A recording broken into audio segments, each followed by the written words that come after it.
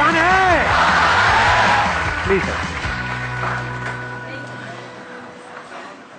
तो इस सेशन को मैं शुरू करता हूं। एक बहुत इंपॉर्टेंट एक बात जो हमको समझनी होगी इस सेशन को आगे बढ़ाने से पहले। हमारा जो भी एजुकेशन सिस्टम है या जो भी बचपन से आज तक हमारी कंडीशनिंग हुई है, वो पूरा फोकस सिर्फ एक ही चीज के ऊपर है, वो है कि पैसा कमाओ। सब एग्री करते हैं इस बात से?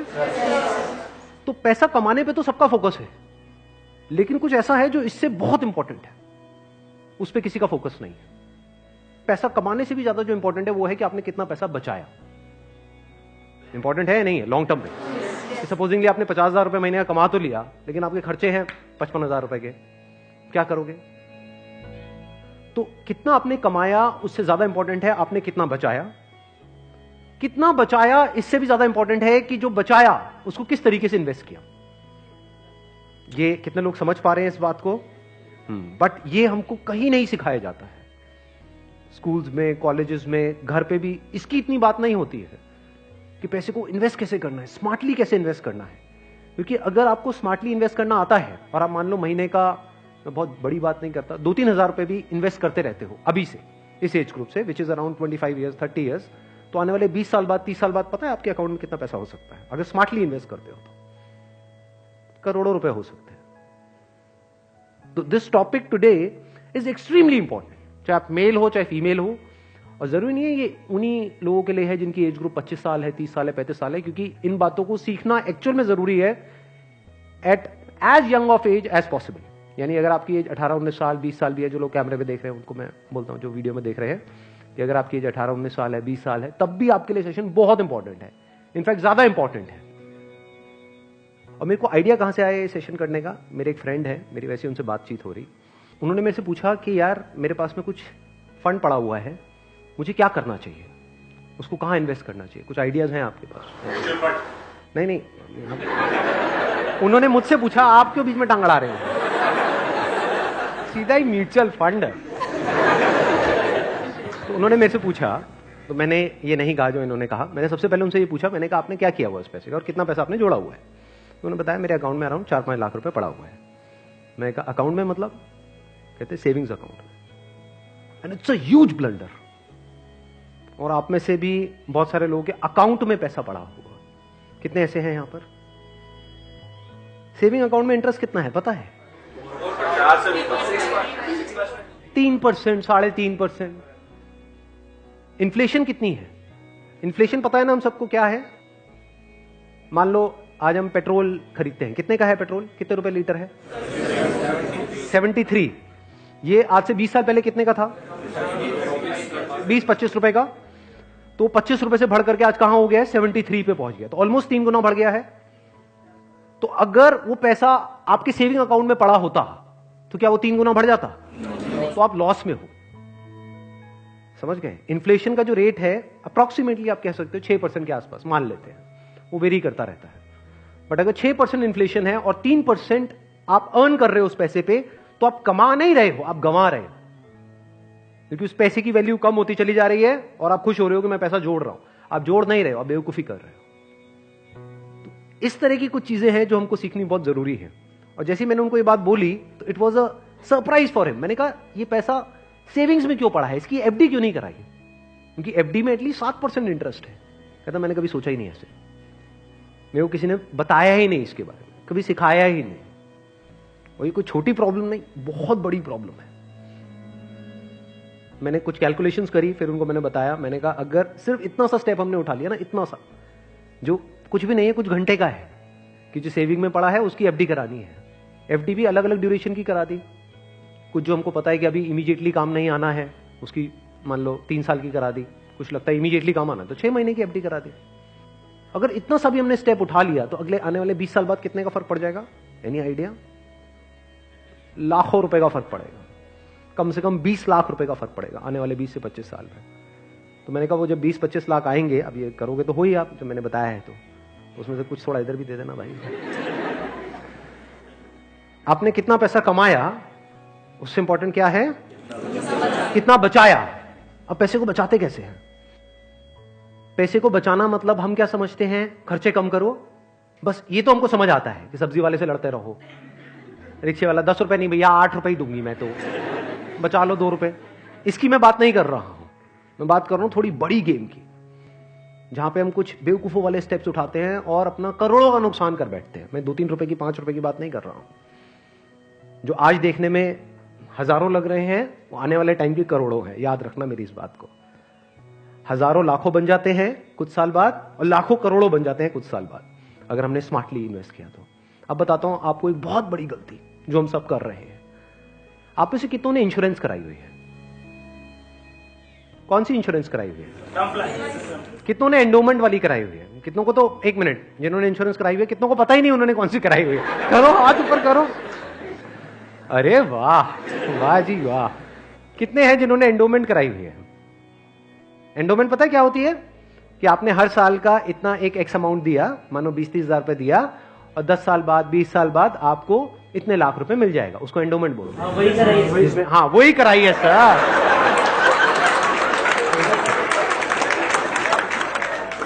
क्या सर एंडोमेंट पेंडोमेंट बोलते हैं? सीधी बात करो ना। इंश्योरेंस का मतलब लोग यही समझते हैं इंडिया में कि हर साल का इतना पैसा जाना है, इतना प्रीमियम जाएगा, 20,000, 30,000, 40,000, और 20 साल बाद आपको इतने लाख रुपए मिल जाएगा। मान लो 20 लाख रुपए मिल जाएगा। जो सुनने में बड़ा अट्रैक्टिव लगता है, बेवकूफों वाला स्टेप है ये। कितनों ने टर्म इंश्योरेंस कराई हुई है? हार्डली 3 या 4 या 5 लोग। कमाल जी कमाल। देख लो कितना बड़ा ब्लंडर है ये अभी आप सपने में भी नहीं सोच सकते। और ये आपको कोई नहीं बताएगा, ना कोई बैंक वाले बताएंगे, ना कोई इंश्योरेंस एजेंट बताएगा, ना आपका कोई दोस्त बताएगा, क्योंकि जब पैसा बीच में आ जाता है तो यारी दोस्ती सिर्फ नाम की होती है। दारू पी रहे हो, ओ तुम मेरा भाई है, मैं तेरे साथ में कभी कुछ गलत नहीं कर सकता, ले तू एंडोमेंट करा, ओ तू मेरे पे छोड़ दे यार। और आपको पता ही नहीं आपका कितना बुरी तरीके से कटा है। तो अब ध्यान से समझना, ये जो टर्म इंश्योरेंस है ये आपको कराने के लिए कोई नहीं बोलेगा। क्यों? क्योंकि इसमें जो इंश्योरेंस एजेंट है उसको पैसा ना के बराबर मिलेगा। जो एंडोमेंट प्लान्स होते हैं, जो यूलिप्स होते हैं, उसमें उनको अच्छा खासा कमीशन मिलता है। कुछ केसेस में 30% तक भी मिलता है। अगर आपने मानो 20,000 की इंश्योरेंस कराई तो 30% कट गया आपका। आपका कट नहीं गया है, पैसा आपका कट गया है। 6,000 रुपए गया। अगर 6,000 रुपए वैसे कहीं पे खो जाते हैं या नहीं मिलते हैं या कोई लेकर के आपसे भाग जाता है, कितने दिन तक टेंशन रहती है? मजे की बात क्या है, आपको पता ही नहीं है कि आपके साथ क्या हुआ है। ये जो टर्म इंश्योरेंस होती है इसमें ना के बराबर कटता है। इसमें बस एक पॉइंट होता है जिसको सुनते ही आप लोगों को झटका लगेगा, जिनका कन्वेंशनल माइंडसेट है। टर्म इंश्योरेंस क्या होती है कि आप इतना पैसा देते रहो, मानो आपने 10 साल दिया, 20 साल दिया, 30 साल दिया, 30 साल बाद आपको 1 रुपए भी वापस नहीं आएगा। ओ सर, ये क्या सर, वापस नहीं आएगा तो फायदा क्या? इंश्योरेंस किस लिए होती है? किस लिए होती है? कि कल को आपको कुछ हो जाए। ये बेसिक सी बातें बता रहा हूं आपको, ये नहीं पता है लोगों को। अभी देख लो कितनों ने हाथ उठाया था। बेसिक सी बात समझो, इंश्योरेंस का जो मतलब होता है वो होता है कि अगर आपको कुछ हो गया तो आपकी फैमिली को इतना पैसा मिल जाए कि उनको टेंशन ना हो। मान लो आप अर्निंग मेंबर हो फैमिली में, आप महीने का मान लो 30,000 कमा रहे हो, 40,000 कमा रहे हो, तो इंश्योरेंस का मतलब क्या है कि अगर आपको कुछ हो जाए तो आपकी फैमिली को इतना पैसा मिलना चाहिए कि उनके पास 40-50 हजार रुपए आता रहे। ये जो पॉलिसीज होती हैं, एंडोमेंट, यूलिप और ये सब जितनी भी होती हैं, इसमें कवर बहुत कम होता है। कवर का मतलब समझते हैं हम? कवर मतलब लाइफ कवर, जितने की कवरेज हुई है। कि अगर आप मानो 50,000 का प्रीमियम दोगे तो आपको कवरेज मिलेगी, अलग अलग प्लान में अलग अलग होती है, मान लो 10 से 20 लाख रुपए की। मान लो अगर आपको 20 लाख रुपए मिल भी गया आपकी फैमिली को आपके जाने के बाद में, अगर आप साल का 50,000 दे रहे हो तो इसका मतलब अच्छा खासा कमा रहे हो, मान लो लाख रुपए महीने का कमा रहे हो, तो क्या उस 20 लाख रुपए में आपकी सारी जो भी फैमिली की प्रॉब्लम्स है वो सारी सॉल्व हो जाएगी? तो करा क्यों रहे हो ऐसी इंश्योरेंस? बस लालच, कितने साल बाद इतना पैसा मिलेगा? 20 लाख को अगर आपकी फैमिली आपके जाने के बाद में बैंक में रखती है, वहां से कितना इंटरेस्ट आएगा? मान लो 7% भी आ जाता है, 7% कितना होता है? 1,40,000, 20 लाख पे महीने का कितना हुआ? 12,000 रुपए महीना। चलो 1 लाख भी हटा देते हैं। अगर आपकी सैलरी 50,000 थी तो क्या 12,000 रुपए महीना बहुत है आपके लिए, आपकी वाइफ के लिए, आपके बच्चों के लिए, आपके मदर फादर के लिए, सबके लिए बहुत है? बिल्कुल। तो फिर ऐसी इंश्योरेंस हम क्यों कराते हैं? क्योंकि हम इन चीजों में कभी दिमाग ही नहीं लगाते हैं। कोई और हमारे लिए दिमाग लगा रहा होता है, कोई एजेंट या फिर बैंक वाले फोर्स कर रहे होते हैं। आजकल ये नया ट्रेंड चल गया है कि आपके बैंक अकाउंट में थोड़ा सा भी पैसा पड़ा होगा तो बैंक से फोन आ जाएगा। हो रहा है ऐसा है? नहीं हो रहा है कि क्यों रखा हुआ है, ये करा लो ना, वो करा लो ना। अब वो क्या करवाने को बोलेंगे आपको, जिसमें आपका फायदा है, जिसमें उनका फायदा है। इस बेसिक सी चीज को समझ लो। तो टर्म इंश्योरेंस के लिए आपको कोई नहीं बोलने वाला। उल्टा अगर आप बोलोगे तो वो लोग मना ही करेंगे, आपको कहेंगे इसमें मिलना तो है नहीं, फायदा क्या है। अब टर्म इंश्योरेंस का फायदा समझो। यहां पे आपने एंडोमेंट में, यूलिप में कितना दिया? 50,000 साल का, और मिला कितना? कवर कितने का है? 20 लाख का मैक्सिमम। कई कई केसेस ऐसे भी हैं जहां पे 50,000 आपने दिया और 10 लाख का कवर है, और 10 लाख रुपए कुछ भी नहीं है अगर कुछ आपको हो जाता है तो। अब वहां पर क्या है? 10,000 रुपए आप देते हो साल का, और कवर कितना है? 1 crore. 1 crore approximately, depends upon the age. But 1 crore का आपको कवर मिला। 10,000 रुपए आपने साल का दिया, 1 करोड़ अगर उन्होंने बैंक में भी रखा तो कितना आया? 7 लाख रुपए साल का आया। महीने का कितना हुआ? अराउंड 60,000। बहुत है। अगर आप 50,000 रुपए कमा रहे हो, बल्कि 10,000 ज्यादा दे दिए। अगर आप मैं वही बोलने ही वाला था कि अगर आप जरूरत से ज्यादा लड़ते हो घर में तो आपके घर वाले खुश होंगे। चलो एक काम तो अच्छा किया जिंदगी में। तो अगर आपका बजट 50,000 का है इंश्योरेंस कराने का, तो 10,000 आपने कराई टर्म इंश्योरेंस, बिना ये सोचे कि मेरे को वापस कितना मिलेगा, क्योंकि वापस मिलने के लिए इंश्योरेंस नहीं है। इंश्योरेंस है लाइफ कवरेज के लिए। टर्म इंश्योरेंस मतलब क्या? कि आप उतना ही पैसा दे रहे हो जितने का आपको लाइफ कवर चाहिए। सिंपल। मान लो आप लाख रुपए महीने का कमा रहे हो, तो आपको कितने की पॉलिसी चाहिए? 2 करोड़। 2 करोड़ की।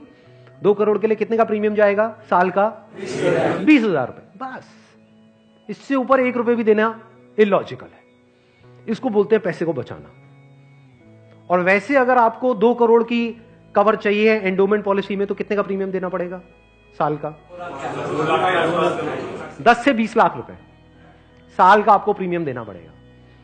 मतलब जितना कमा रहे हो उससे ज्यादा देना पड़ेगा। समझ गए क्या हो रहा है? जो कमा रहे हो वो सारा इंश्योरेंस में ही जाएगा, तब जाकर के एक ढंग का कवर मिलेगा आपको।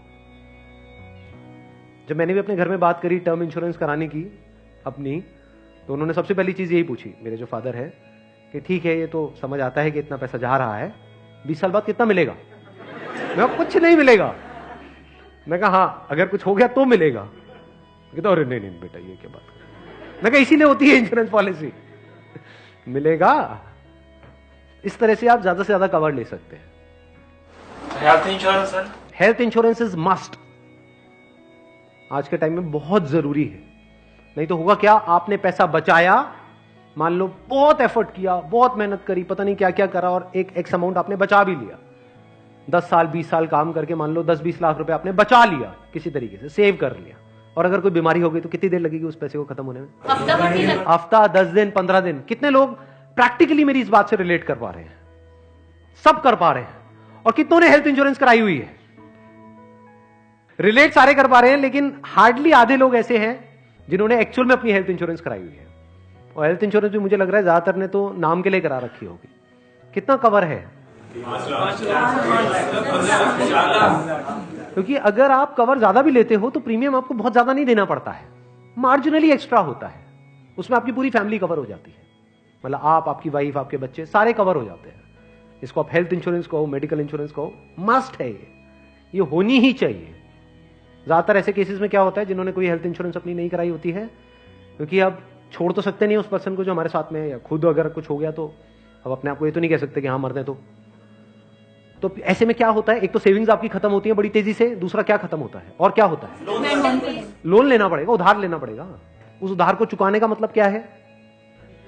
कि आप कभी जिंदगी में दोबारा सेव कर ही नहीं सकते। समझ रहे हो ये प्रॉब्लम कितनी बड़ी है और कितनी कॉम्प्लिकेटेड है ये? कि मतलब जिंदगी में कभी आप पैसा जोड़ ही नहीं पाओगे, क्योंकि जो कमाओगे अब वो सारा उधार चुकाने में लगता रहेगा। या तो आप लोन लोगे बैंक से, या अपने किसी दोस्तों से, यहां से वहां से, जिससे भी लोगे, और नहीं दोगे उनको वापस तो दोस्ती खराब करोगे। और एक और जब बात यहां तक आई है तो एक और चीज, एक और गलती हम करते हैं, we want to make quick money.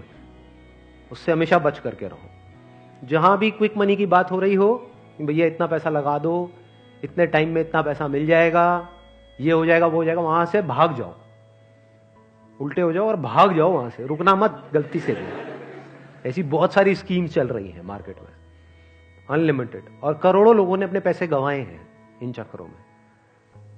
अब आते हैं एक दूसरे एस्पेक्ट पे कि चलो हमने स्मार्टली पैसे को जोड़ा। कब जोड़ा? जब फालतू की जगह पे हमने पैसे को ब्लॉक नहीं किया। जैसे अगर आपने कोई एंडोमेंट प्लान ले लिया इंश्योरेंस का, जहां पे आपका साल का 50,000 रुपए जा रहा है, तो 50,000 रुपए तो आपका ब्लॉक हो गया अगले 20 साल के लिए। समझ गए ना? तो हमने वहां पे स्मार्टली प्ले किया, टर्म इंश्योरेंस कराई, वहां से पैसा बचाया। तो अभी जो पैसा बचा, इसका हम क्या करें? क्या सेविंग अकाउंट्स में पड़ा रहने दें? No use. वो आपका पैसा बढ़ नहीं रहा है, एक्चुअल में कम हो रहा है। वहां पे जो आपके पैसे पड़े हुए हैं वो 10 साल बाद और कम हो जाएगी उसकी वैल्यू। तो करना क्या चाहिए? इतना पैसा जितना आपको लगता है कि यार मेरे को इमीडिएटली जरूरत पड़ सकती है, वो कितना है? जितना आपके महीने के खर्चे हैं, इंटू 6 कर दो। वो पैसा है जो आपको कभी भी जरूरत पड़ सकती है। तो उस पैसे की आपने एक 6 महीने की एफडी करा दी। और एक बहुत अच्छा ऑप्शन अवेलेबल है हमारे पास में, वो है म्यूचुअल फंड्स। म्यूचुअल फंड्स पता है सबको क्या है? कितनों ने ऑलरेडी इन्वेस्ट किया हुआ है म्यूचुअल फंड्स में? बहुत कम लोगों ने। क्यों नहीं किया हमने इन्वेस्ट? पता ही नहीं। नंबर 1, करेक्ट इंफॉर्मेशन नहीं है। नंबर 2, हम डरते हैं। हमें लगता है म्यूचुअल फंड भी कोई स्कीम है कि पैसा इकट्ठा किया और कल को अगर भाग गए या बंद हो गया तो पता नहीं क्या होगा। ये पैसा आपका 100% सेफ है, because it is regulated by SEBI. तो यहां पे डरने की जरूरत नहीं है कि मेरा पैसा चला जाएगा। बस हमको यहां पे स्मार्टली प्ले करना पड़ेगा। So what we need to do is, एक तो आपने अपने 6 महीने का जो अपना कॉर्पस है उसको अलग कर दिया, यानी जो पैसा आपको चाहिएगा उसकी आपने एफडी करा दी, इंश्योरेंस वगैरह को प्लान कर लिया अच्छे से। फिर जो पैसा आपका बचा उसमें आप इन्वेस्ट कर सकते हो through SIP, systematic investment plan. It is an excellent option. Never try to get into stocks directly अगर आपको बहुत ही डीप नॉलेज नहीं है शेयर मार्केट की। तो हाँ, you are qualified in that और आपका काम ही वही है, तब तो ठीक है। बट किसी की सलाह सुनी कि यार, या कोई कहानियां सुनी कि ये शेयर पहले इतने का था अब इतने का हो गया, सुनी होंगी ऐसी कहानियां। Never invest in stocks directly, क्योंकि कुछ नहीं पता कि वो कंपनी का क्या होने वाला है। हो सकता है आपका 100 रुपए आपने पूरा जो भी आपने जोड़ा या 1 लाख रुपए आपने जोड़ा और किसी के एडवाइस पे आपने उठा करके लगा दिया, वो 1 लाख रुपए 10,000 भी रह सकता है कुछ टाइम के अंदर, पता भी नहीं लगेगा। कहते हैं ना, never put all your eggs in the same basket, in one basket. तो अब करें क्या? क्योंकि अब प्रॉब्लम क्या है, इन्फ्लेशन अगर है 6% का और एफडी में आपको मिल रहा है 7%, तो अल्टीमेटली आप कितना कमा रहे हो? 1%। 1% से क्या होगा? करोड़पति बन जाओगे? इम्पॉसिबल। तो आप क्या कर सकते हो, अपना आधा पैसा सेफ जगह पर रखो। सेफ जगह क्या है? एफडी हो गया। एफडी में भी एक और चीज है जो बहुत लोगों को नहीं पता है। वो क्या है कि ऐसे, एक तो है बैंक में आप एफडी कराते हो, एक है कुछ कंपनीज है जो क्रिसिल से या इकरा से, ऐसे ये कुछ ऑर्गेनाइजेशंस हैं, वहां से AAA रेटेड है। AAA रेटेड का मतलब होता है highly secure, as secure as a bank. वहां पर अगर आप एफडी कराते हो तो आपको 9% तक का इंटरेस्ट मिल जाता है। ये जो सुनने में लगता है ना 7% और 9%, ये अभी छोटा लगता है, लेकिन आने वाले 20 साल बाद इसकी कितनी बड़ी अमाउंट होती है अगर आप कंपाउंडिंग को बीच में ले आओ, that you can't even think in the wildest of your dreams. Compounding कितने लोगों को पता है? बहुत कम को। देखो, कंपाउंडिंग मतलब होता है जो हमको इंटरेस्ट मिलता है हमारे पैसे पे, जहां भी हम इन्वेस्ट करते हैं, उस इंटरेस्ट पे भी तो इंटरेस्ट मिलता है ना। मान लो आपने 100 रुपए इन्वेस्ट किया, 1 साल बाद 20% की रिटर्न आई, तो अगले साल 120 पे 20% मिलेगा। कितना हो गया? 144। उसके अगले साल 144 पे 20% मिलेगा, 100 पे नहीं मिलेगा। और जब इसको आप इस तरीके से देखते चले जाओगे तो ये फिगर देखने में छोटी लगेगी, शुरू छोटे से होएगी, शुरू होएगी 2-3 हजार 5 हजार से, ये करोड़ों में पहुंचने में देर नहीं लगेगी। मतलब हर महीने का मैं कंजर्वेटिव भी पकड़ता हूं, अगर 2-3 हजार रुपए भी हम सेव करते हैं, उसको स्मार्टली इन्वेस्ट करते हैं, इतना सा सीख जाते हैं, तो बहुत बड़ा डिफरेंस आ जाएगा हमारी लाइफ में आने वाले कुछ साल बाद। Huge difference. तो आपको दिमाग ये लगाना है कि लॉन्ग टर्म में बेस्ट पॉसिबल ऑप्शंस क्या क्या अवेलेबल है। जैसे आप में से कितने हैं जो मैरिड हैं और जिनकी कोई डॉटर है? तो एक गवर्नमेंट की तरफ से एक स्कीम है सुकन्या योजना करके, सुना है इसके बारे में? That is an excellent investment option, government की तरफ से सब्सिडाइज्ड है वो। तो वहां पे आप एक्सपेक्ट कर सकते हो 9% की रिटर्न जो गवर्नमेंट की तरफ से मिल रही है आपको, और हर साल का आपके ऊपर है आपको कितना इन्वेस्ट करना है।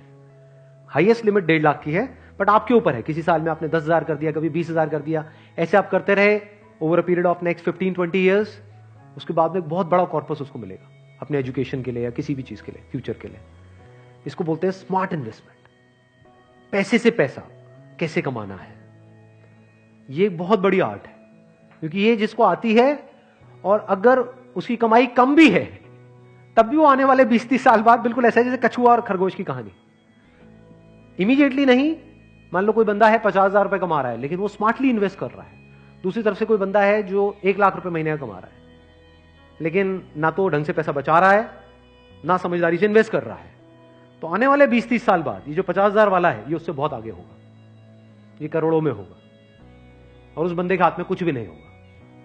वो हो सकता है डेट में होगा, मतलब उसके ऊपर कर्जा होगा, और ये बंदा ऐसा होगा जो कर्जा देने लायक पोजीशन में होगा। ऐसा भी हो सकता है, ये अगर हम बेसिक से फंडों को समझते चले जाएं तो अब ध्यान से समझना। अब यहां पर हम कहां तक पहुंच गए थे? SIP is an excellent option. SIP का मतलब होता है कि आपने अपना एक अमाउंट फिक्स कर लिया, हर महीने का इतना अमाउंट तो एसआईपी में देना ही देना है म्यूचुअल फंड में। अब म्यूचुअल फंड कैसे चूज करें? हजारों म्यूचुअल फंड है। लार्ज कैप इक्विटी फंड को पकड़ो, वो भी कुछ वेबसाइट्स है जैसे मनी कंट्रोल है, वैल्यू रिसर्च है, वहां पर जाकर के देखो उन फंड्स की रेटिंग कम से कम 4 से 5 स्टार होनी चाहिए। कोई ऐसा फंड है उसकी 1 या 2 स्टार की रेटिंग है, मत करो उसमें। बल्कि ऐसा फंड होना चाहिए जो हर वेबसाइट पे 4 या 5 स्टार की रेटिंग हो। अब आपने क्या किया कि हर महीने का अपना एक अमाउंट फिक्स कर लिया, दैट कुड बी एनीथिंग, 1,000 रुपए, 2,000 रुपए, 3,000 रुपए, 4,000, 5,000, what ever that amount is. SIP के थ्रू ऑटोमेटिकली इतना अमाउंट आपके अकाउंट से डेबिट होता चला जाएगा over a period of next 10 years, 20 years, 30 years. अभी स्मार्ट इन्वेस्टमेंट क्यों है? एक तरफ से मैं इंश्योरेंस के लिए मना कर रहा था, इसके लिए स्मार्ट क्यों है? क्योंकि यहां पे आपका पैसा नहीं कट रहा है, जो पैसा आप लगा रहे हो पूरा का पूरा इन्वेस्ट हो रहा है। इसमें भी 2 ऑप्शन है, एक आप ब्रोकर के थ्रू जा सकते हो, एक है डायरेक्ट जा सकते हो। तो वहां पे आपका 1% और बच जाएगा। मान लो टोटल 1.5% कटना था हर साल का, तो अब कितना कटेगा? सिर्फ आधा %। अभी 1-1% सुनने में छोटा लगता है, but over a period of 20-30 years ये लाखों रुपए का होता है। मतलब डिसीजन लेने में कुछ मिनट्स लगते हैं इन बातों को समझने में, लेकिन आने वाले टाइम में यही फर्क होगा कि आपके अकाउंट में लाखों है, करोड़ों है, क्या है। अच्छा, म्यूचुअल फंड क्यों और स्टॉक्स क्यों नहीं? क्योंकि स्टॉक्स में आप 1 या 2 या 4 में इन्वेस्ट कर रहे हो। म्यूचुअल फंड जो है वो डिवाइड कर देते हैं। वो मान लो 50 में उन्होंने इन्वेस्ट कर दिया, तो अब अगर उसमें से एक कंपनी बंद भी हो गई तब भी प्रोपोर्शनेटली जो आपने इन्वेस्टमेंट करी है उसमें उसका परसेंटेज क्या था? मान लो 2%, तो आपको 100 रुपए 98 रह गया, बस इतना ही हुआ।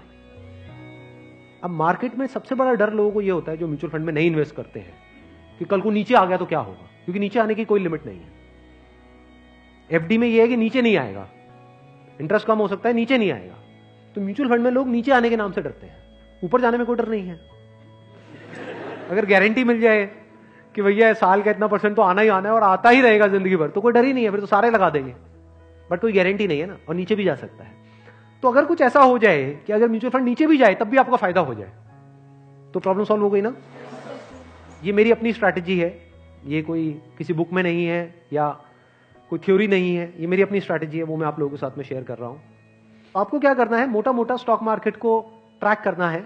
हफ्ते में एक दिन देख लो कि अभी कितने पे चल रहा है। मान लो एक पीक है, पीक अभी मान लो 40,000 है, अभी मार्केट चल रहा है अराउंड कितना? 37 के अराउंड चल रहा है। तो मेरी स्ट्रैटेजी क्या है? जैसे ही मार्केट 20% से नीचे गिर जाए कि मार्केट की ये पीक है, मान लो 40,000 है, अब मार्केट 30,000 पे आ गया है, तो आपने क्या किया? पहले इन्वेस्ट किया हुआ था एसआईपी में, लार्ज कैप्स में, आप इमीडिएटली जैसे ही मार्केट 30 पे आई आप स्विच कर गए मिड कैप में, not even in small cap, mid cap. अब ऐसा क्यों किया? क्योंकि जब मार्केट 20% टूटेगा, सेंसेक्स का मतलब लार्ज कैप्स जो बड़ी कंपनीज हैं, जब मार्केट 20% टूटेगा यानी बड़ी कंपनीज के जो शेयर्स हैं वो 20% से टूटेंगे, तो जो छोटी कंपनीज हैं उनके शेयर्स 50 से 60%, 70% तक टूट जाएंगे। तो जब वो 60% टूटा तो 100 की चीज आपको कितने में मिल गई? 50 में या 40 में। तो जब मार्केट नीचे भी गया तो आपका फायदा हो रहा है। ये स्ट्रैटेजी समझ आ गई? वापस से जैसे ही मार्केट जो भी लास्ट उसकी पीक थी, मान लो 40,000, उससे 20% ऊपर गया तो मिड कैप से आप स्विच कर गए वापस से लार्ज कैप में। ये स्ट्रैटेजी जो है ये मैंने सीखी है वॉरेन बफे से। उनका जो बेसिक सा फंडा है, मतलब अगर एक लाइन के अंदर बोला जाए, वो क्या है कि जब मार्केट बहुत ज्यादा ग्रीडी हो तो डरो, और जब मार्केट डरा हुआ है तो ग्रीडी हो जाओ। बेसिक सा फंडा है। मतलब जब सब डरे हुए हैं तो थोड़े से लालची हो जाओ, और जब सब लालची हो रहे हैं, मतलब मार्केट ऊपर भाग रहा है, तो डरने लग जाओ। तो लार्ज कैप में डर कम है, मिड कैप में डर ज्यादा है। तो जैसे ही मार्केट नीचे जाएगा मिड कैप को सब छोड़ देंगे, उस वक्त आप उसको पकड़ लोगे। तो अब चाहे मार्केट ऊपर उठे तब भी आपका फायदा है, नीचे गिरे तब भी आपका फायदा है। आप वेट कर रहे हो, मैं आज एक्चुअल में वेट कर रहा हूं। लोग हैं डरते हैं, जो म्यूचुअल फंड में इन्वेस्ट करते हैं, स्टॉक्स में इन्वेस्ट करते हैं, लोग डरते हैं कि मार्केट नीचे ना आ जाए, मार्केट ऊपर। मैं वेट कर रहा हूं, जाए तो सही नीचे। समझ गए? क्योंकि लार्ज कैप टूटेगा 20%, तो मिड कैप टूट जाएगा 60%। तो मेरा 100 रुपए लगा हुआ था तो 80 रह जाएगा, उस 80 को उठा करके मैं मिड कैप में डाल दूंगा, फिर आराम से बैठ जाऊंगा कुछ सालों के लिए। जैसे ही मार्केट ऊपर जाएगा, मतलब लोग लालच से तड़प रहे हैं, तब जैसे ही 20% ऊपर गया, मान लो 48,000 पे गया, मिड कैप से हट करके मैं आ जाऊंगा लार्ज कैप में, वापस से सेफ हो गया। अब जो नया पीक बन गया वो क्या बन गया? 48,000। आज की रेट में क्या है? 40,000। अब 48,000 पे 2020 चलेगा। आ गया गेम समझ में? तो यहां से आप पीसफुल हो, नहीं तो लोग डरे ही रहते हैं, म्यूचुअल फंड के नाम से डरते हैं। क्यों डरते हैं? अरे कम हो रहा है, कम हो रहा है, कम हो रहा है। कम हो रहा है तो बढ़िया है, तब भी आपका फायदा है, और बढ़ रहा है तो फायदा है ही है।